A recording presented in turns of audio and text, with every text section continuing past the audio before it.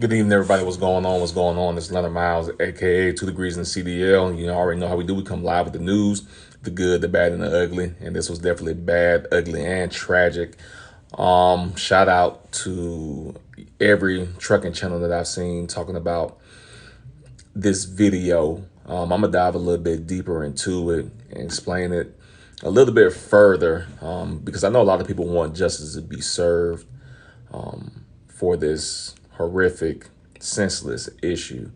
But it's not always going to be that simple. And the reason why I say it's not going to be simple, in this case, is because we have to take mental health into consideration.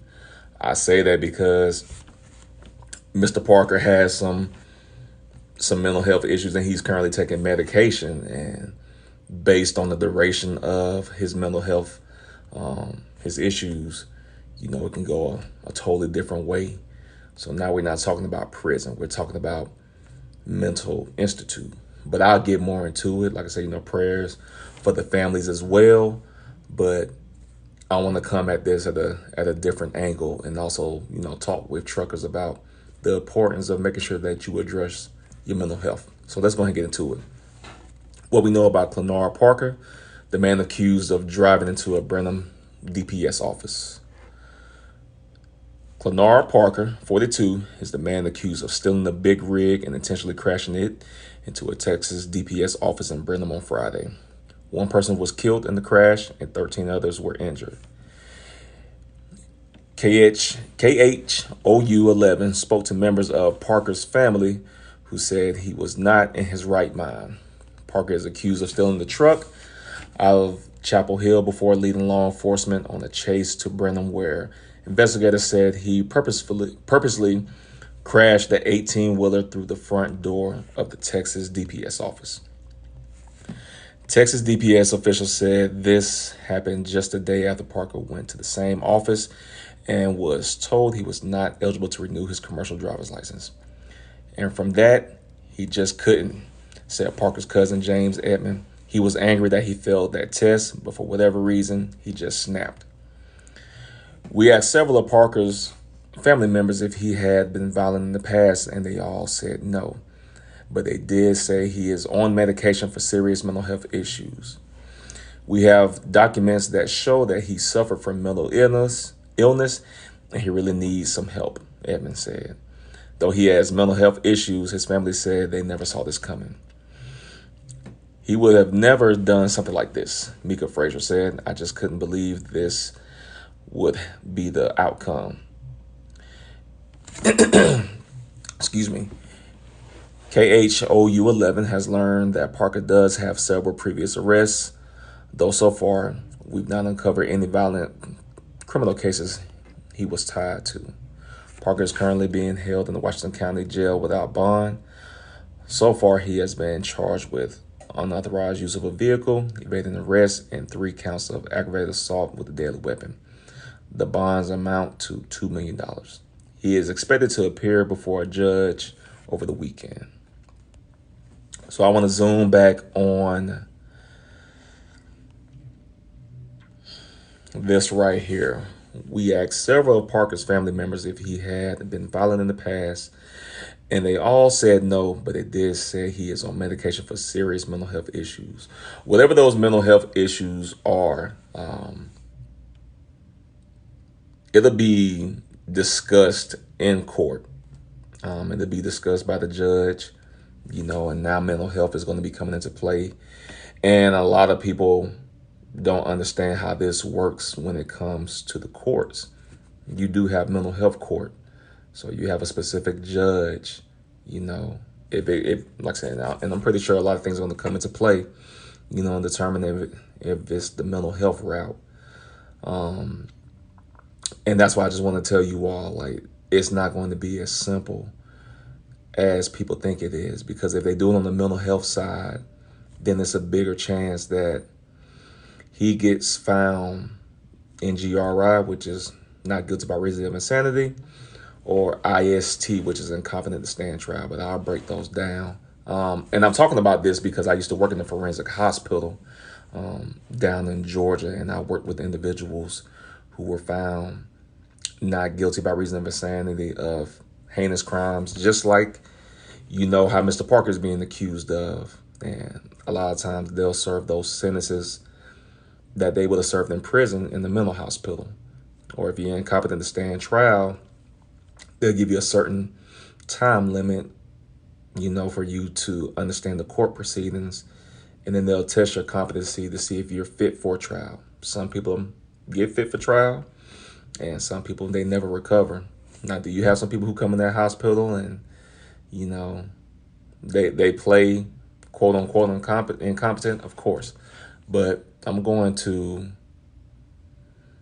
drop this other link, and we're going to just discuss just the differences.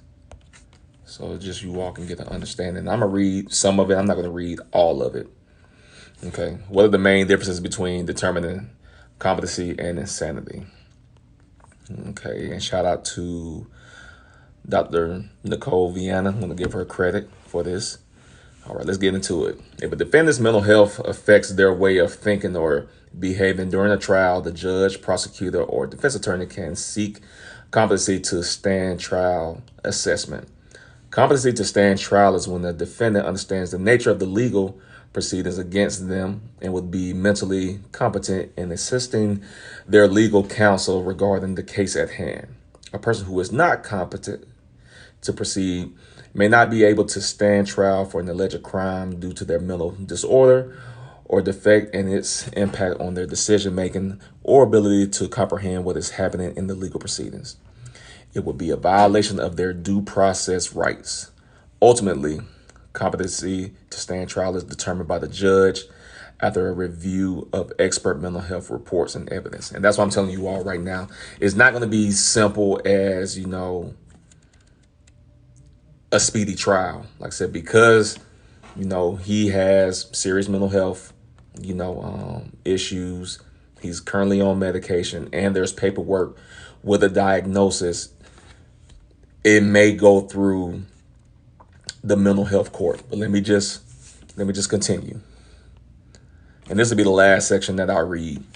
Nevertheless, in order to use the insanity defense for a case, the defendant must plead not guilty for a crime because of their mental illness, thus lacking culpability. Defendants using the insanity defense must suffer from a mental illness. Mr. Parker suffers from a mental illness.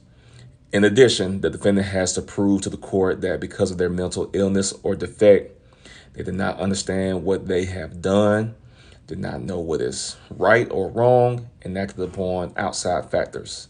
This is established by the defendant as they apply the insanity defense into their case.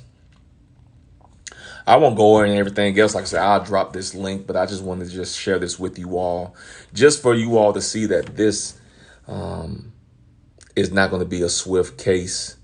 I'm sure the attorney for, whoever is the court-appointed attorney for Mr. Parker, and other mental health advocates are going to be leaning towards, the not guilty by reason of insanity, or the incompetent to stand trial. But I think more so it's going to be the NGRI side, especially if the mental health has been really long term and definitely, a major issue in how Mr.